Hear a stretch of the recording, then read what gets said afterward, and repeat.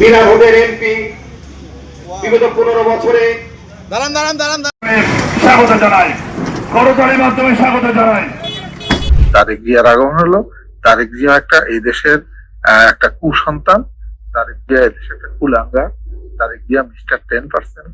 তারেক জিয়া হলো খাম্বা তারেক।